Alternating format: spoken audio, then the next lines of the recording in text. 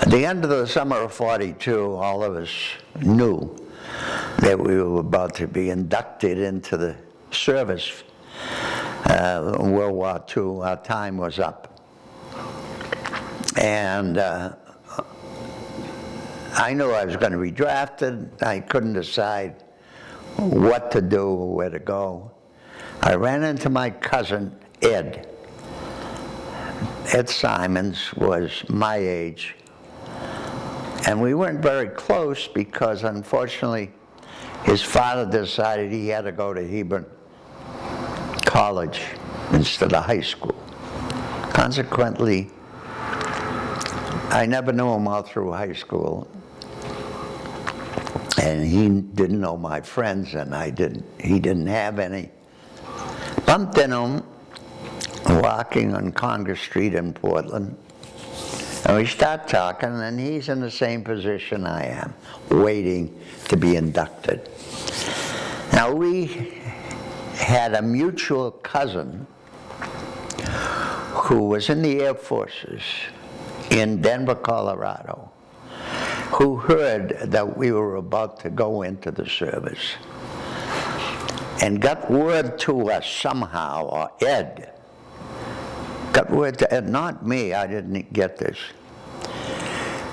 to go into the Air Force ground forces and get into link trainer.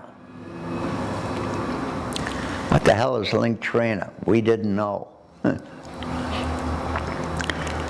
And if you signed up, you could pick the field where they sent you to. I said, geez, that sounds like a hell of a deal. On the street there, we decide, that's what we're going to do, both of us. Well, we get inducted. We both get sent to the same field, although not at the same time. And I got to point out that when you got inducted into the service, like everybody did, they send you to the first camp. It was Camp Devens in Massachusetts. And they get you up at 5 o'clock in the morning. And you're standing there in the cold, in a strange environment. And they're reading out the names and where you're going to go, where they're going to send you. Well, chances are, you know, that they could send us anywhere. I really didn't believe they were going to do it, you know. But D. Simonds and E. Simonds were very close together. Consequently, when they called our names, we both went to the same place. That they promised. I can't think of the name in the city in Georgia. I just can't think. So we got this city in Georgia, and we begin to find out that life in the Air Force ground forces is a lot different than life in the infantry. In the infantry, if you're going into the infantry, you go for something like 6 weeks or more into basic training, which is a horror, particularly for soft civilians that you are when you go in. On the other hand, we got to this, I got there first, because they didn't send us at the same time. Matter of fact, I was afraid they were splitting us up because I got sent one day and he got sent the next, but we ended up in the same place.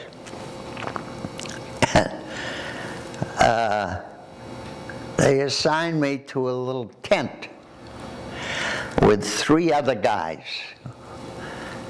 who were rednecks from the hills of North Carolina, whatnot. Nice guys, but I think it's the first time they had shoes on. Anyhow,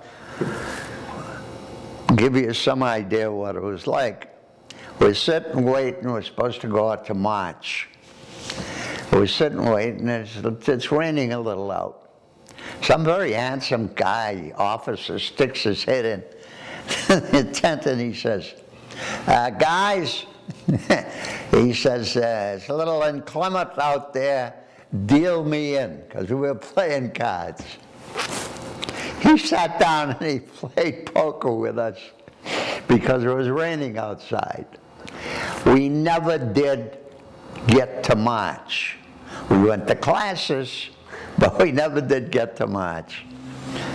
And after 2 weeks, that was basic training, they sent me down on the flight line early in the morning. My job was to have a towel and wipe the mist off the training planes, because this was a training center.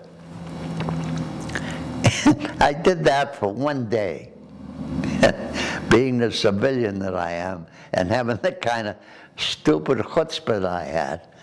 The second day, I walk up to the day room, not day room, the headquarters room, to the first sergeant, and I say, Sergeant, I said, he got me down there wiping off planes, and I don't like it. Or something like, I didn't say I don't like it, but have you got something else I could do? Private, he starts screaming at me. I can't believe it. Well, you're in the service now.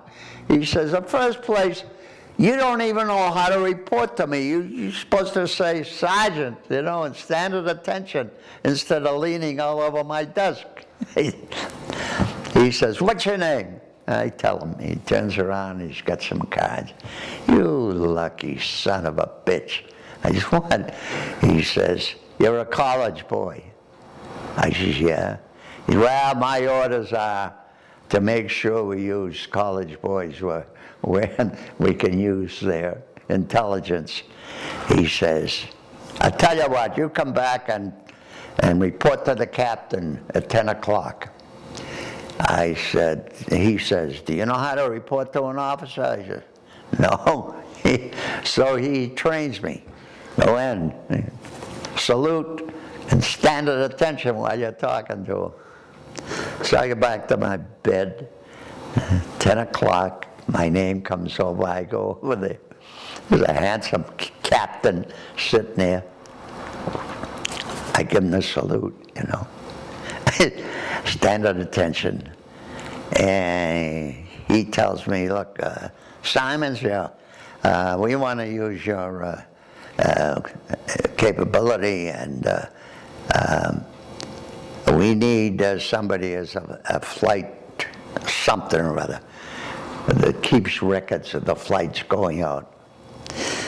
And by this time, I've gotten to stand at attention. I'm leaning over his desk. He looks at me, attention! And I jumped. I got no brains. Chutzpah. I said, look, that's very nice, Captain, but I'd like to get into link trainer. What? I says, I'm interested in link trainer. Is it possible to get into link trainer? He said, you lucky son of a bitch. He says, my friend is the captain at the link trainer. Wait a second. And he calls up this guy, hey, Charlie, you got a kid here. He should send him down. And I get down, and I'm in link trainer. That's how it happened. The stupidity, the just civilian dumbness. I was Dave Simonds. I didn't like to do that. Okay. Well, what happened then was my cousin Ed came, and I talked to the captain. I said, hey, my cousin's in basic training. He wants to get a link trainer too. So you have to take an aptitude test then. And to be a link trainer instructor, you had to get a pretty good mark, which both of us did.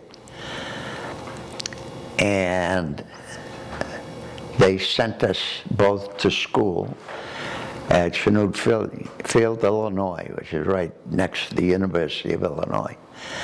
And for 3 months, we went to link trainer school and learned that link trainer was a little airplane on the ground, devised by a guy named Link. And it was a training plane. It had all the instruments that a regular plane had. I would sit at a desk and manipulate the instruments, and he would learn how to fly on instruments in this closed little airplane. And I would give him the signals, radio signals. He would come in on the signal and land. And that's what I did, and my cousin did. And we did that for 3.5 years in the service. Couldn't work any more than 4 hours a day. Most of the guys sat there with books in top drawer, reading, you know, like that. It was a cinch. We only dealt with officers. Most of them were the RAF. We trained the RAF over here in Georgia. And it was unbelievable.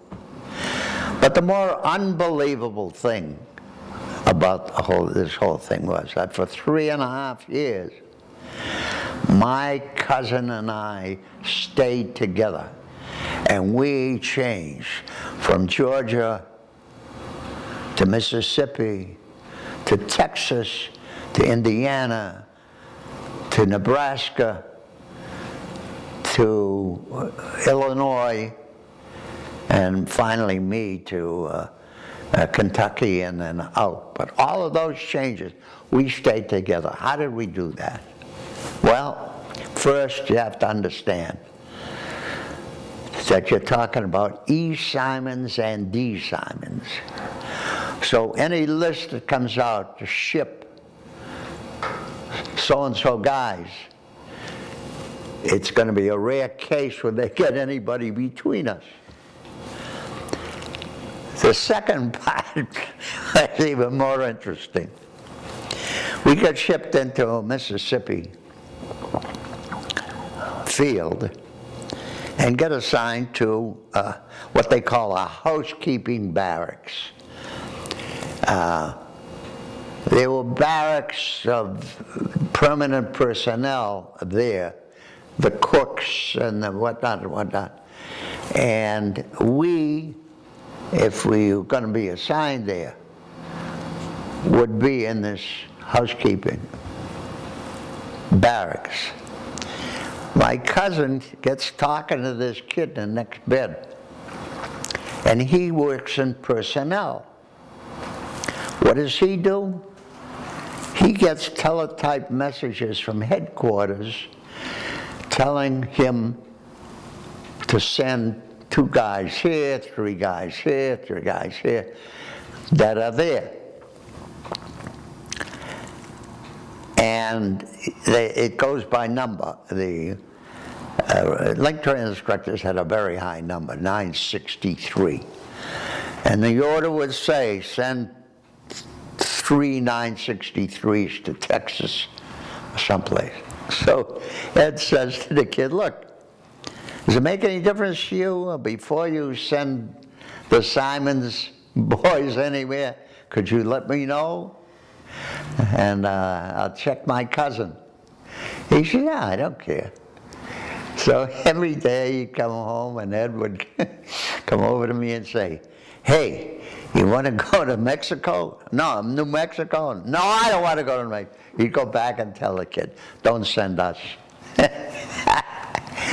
Well, since that was the system, whenever we got to a new base, we'd be assigned to the housekeeping. We'd get to know the personnel kid and make sure that he didn't split us up. We couldn't stop him from shipping us someplace, but he would not split us up. That's how that worked.